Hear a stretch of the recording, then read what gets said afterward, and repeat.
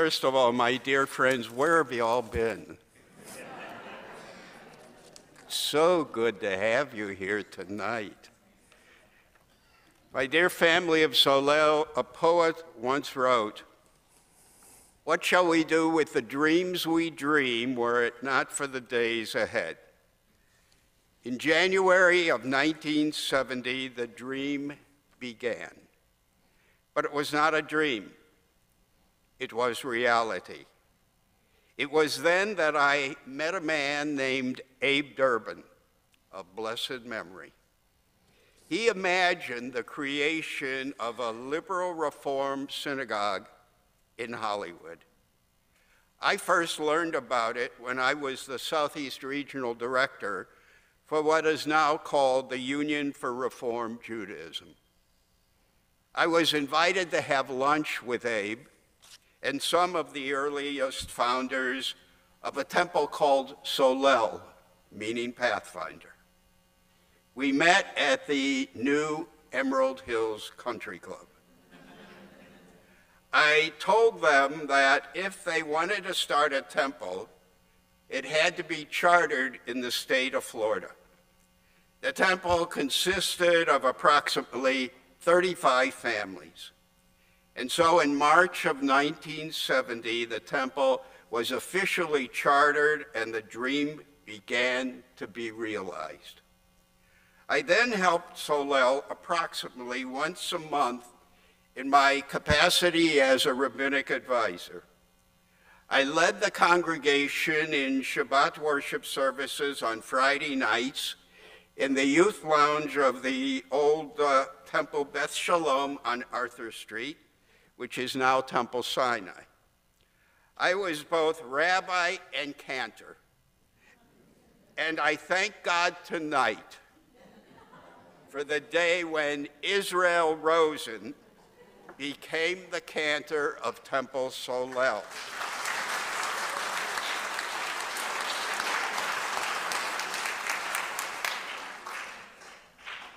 It was a real mitzvah. In spite of my singing voice, I was asked to conduct High Holy Day services for Solel in its first year, but I could not because of a previous commitment to another temple in the region, which is Temple Bethel, now in Boca Raton. After Yom Kippur, Abe asked me to become the rabbi of Solel. He offered me a one-year contract that would be renewed the following year if the temple increased in membership and truly become a reality. And then Abe said to me, "I'll build a house for you that would be completed once I began to work." I asked Penny, my beloved wife of precious memory, what she thought, and we decided to go for it. It was a real challenge, but life itself is a challenge. I signed a one-year contract in the presence of Abe and some members of the temple board of directors at, of all places, Denny's restaurant on Sheridan Street. I then officially became the rabbi of Temple Solel on August 1st, 1971. After my first year with Solel, I was offered another year. Finally, after about 5 years, I was given a 3-year arrangement. The temple board of directors finally realized that I wasn't going anywhere, but Solel was. And so here we are tonight, on a night filled with memories. I remember our first temple office at 3850 North Hills Drive in Emerald Hills. It was a wooden structure that housed a model apartment for condominiums being built on that land. I was lucky because my office was the master bedroom. I had room to move around. The living room was for bar and bat mitzvah instruction and for meetings of the confirmation class. I remember continually conducting Shabbat worship services in the cafetorium of Hollywood Hills High School, and then the cafeteria in Sheridan Hills Elementary School. I remember members of our education committee schlepping books on Sunday mornings for our religious school at Hollywood Hills High School. I also remember the first day of religious school when the custodian refused to open more classrooms for us because about 150 kids showed up. And Abe Durbin went over to him and spoke to him. And he opened up the whole school. I remember our Hebrew school was held at Sterling Elementary, which at that time was not air conditioned. And I must admit, I was teaching Hebrew one day to kids and fell sound asleep in the class. I remember when my beautiful and brilliant wife, Penny, helped to establish our school, our preschool program. Penny also taught second grade in religious school. And my 53-year-old son said to me, I used to be her assistant. Our Ann Lynn Emmer, who's here, who came from Washington to be here tonight. Our overflow of students in our religious school met at Sheridan Vocational School on Sundays. We had approximately, before we had a temple building, 400 students in our school. I still remember conducting bar and bat mitzvah services at Emerald Hills Country Club, which was great for the club because they got the party afterwards. And this was before we had a temple building. It was at the club where we stored the ark. But I held the hinge pins to hold it together. I kept those. And I also kept the Torah in my home. We were very safely guarded. Our High Holy Day services were in the dining room of the clubhouse at Hillcrest. And frankly, I am so proud of what we created together. Sometimes I go on Facebook to see what the former bar and bat mitzvah and confirmands and graduates from our religious school have accomplished since their days in Solel. A lot of them have had a lot of children. That I know when I see Facebook. And I learn about those who are now college professors, heads of their departments in universities. I find that our Solel kids have become doctors, lawyers, teachers of Judaism, judges, scientists, pilots, and soldiers in our armed forces. One of our girls was one of the first female soldiers in Afghanistan. Our kids have become mayors of cities, councilmen and councilwomen, political leaders, authors, financial advisors, builders, entertainers, successful merchants, corporate heads, and the winner of a Tony for the best Broadway show. Some of our former Solel students have become Israelis, fought in Israel's military to foster the future of that great nation. Two of our Solel kids, whose parents are here tonight, one of them, two of our Solel kids have become rabbis, and at least two are successful cantors. The relevance of our temple could never have been accomplished without the total devotion of the presidents of our congregation who are seated on this bima. Some are here physically, and some are here, those whom we loved and lost spiritually. and we shall never forget them. All have been deeply devoted to Solel. They have offered their insights and efforts to make the temple a reality. I am grateful to those of you who are here and have been members of Solel and who imbued our temple with your spirit. You have understood the significance of the Solel experience. With selflessness and devotion and sacrifice, you have given of your spiritual and material resources, enabling us to triumph over some seemingly insurmountable obstacles in order to make the impossible possible, a dream come true.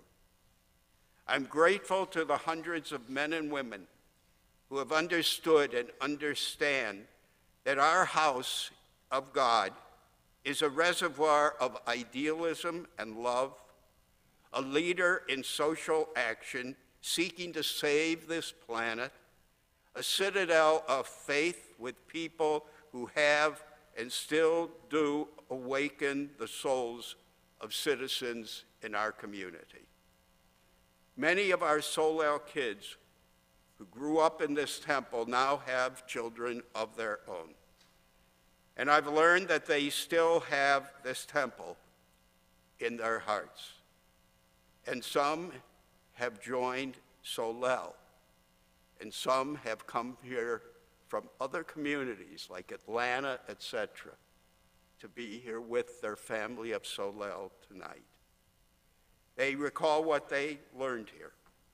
And I believe many, if not most of them, recognize the synagogue as an armory of the Spirit.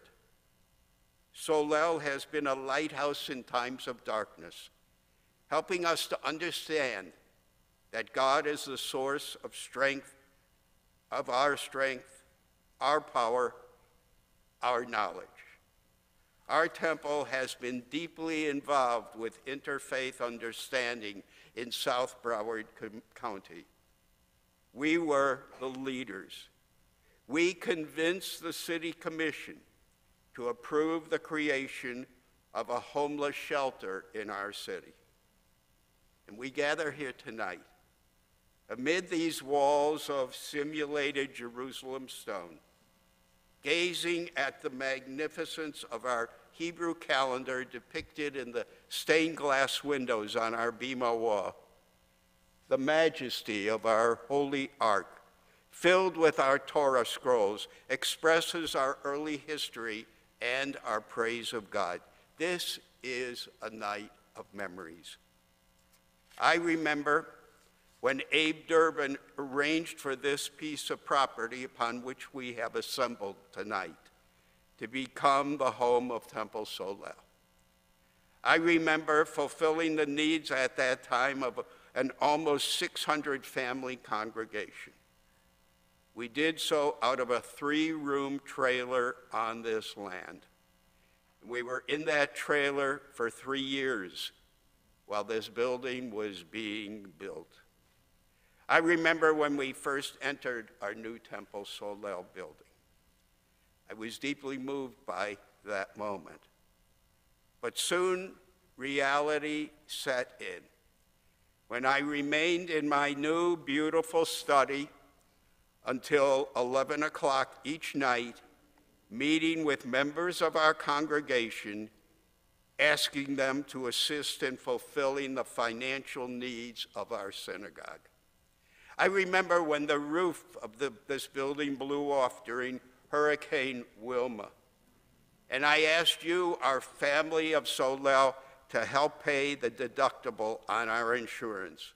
You did, far beyond what was necessary to replace the roof, and the leftover monies became known as the Wilma Fund. I remember our wonderful temple family retreats in the Keys, at Hawks Cay and other locations, such as Vero Beach, Port St. Lucie, Sanibel Island, and Naples. One Saturday night in Hawks Cay, when I was leading Havdalah on the beach as I began to sing the closing prayer, and the Havdalah candle was extinguished in the wine of the ceremony, the stars came out in the heavens above. And one little boy thought I was a magician, a wizard, able to make the stars shine. And I explained to him that timing is everything. I remember when our temple teenage youth group was the largest in the Southeast. I remember our retreats at Disney and Epcot and Busch Gardens and more. I remember our 6 temple trips to Israel, one of which had over 90 people in attendance. Can you imagine walking into an Israeli restaurant and asking for a table for 90? Only the Israelis would be able to accommodate that, and they did. I remember our temple's Broadway productions. Personally, I especially remember our presentation of Guys and Dolls. I played Minnesota Fats, Stubby K's part in the show. I must admit that when the spotlight hit me and I sang, "Sit down, you're rocking the boat," I almost decided to give up my day job. Not really. Marcy Roberts and Jen Chase have dreamed the dream of such a weekend as this and are fulfilling it along with their outstanding committee. We call ourselves the family of Solel.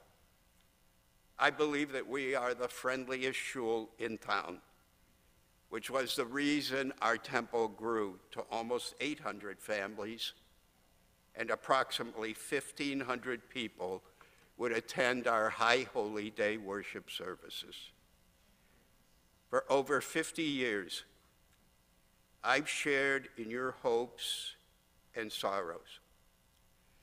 I've taken pieces of my heart and spirit and placed them in your lives.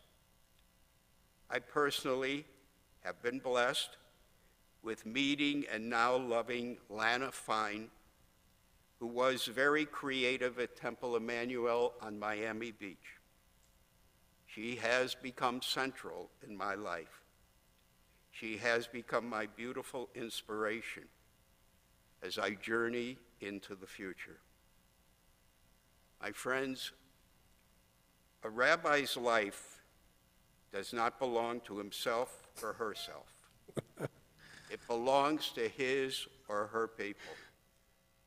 As the rabbi reaches out with affection, wisdom, faith, and understanding, I think my successor, my colleague, Rabbi Ari Plost, my rabbi, whom I listen to every Friday night and with whom I have lunch every other Wednesday, is a perfect rabbi for me and for all of us in our family of Solel. He's a blessing. My dear family of Solel, what I want most on this golden anniversary of our temple is what I simply wanted from the very beginning of our temple. I want us to continue to challenge and inspire and take a leadership role in improving Jewish and secular life. I want us to reflect, respond, and renew our affection and commitment to Temple Solel. And I thank you tonight for allowing me and my family to be a part of the family of Solel for almost 53 years. Thank you for allowing me to be your senior rabbi for 38 of those years, far beyond the one-year contract.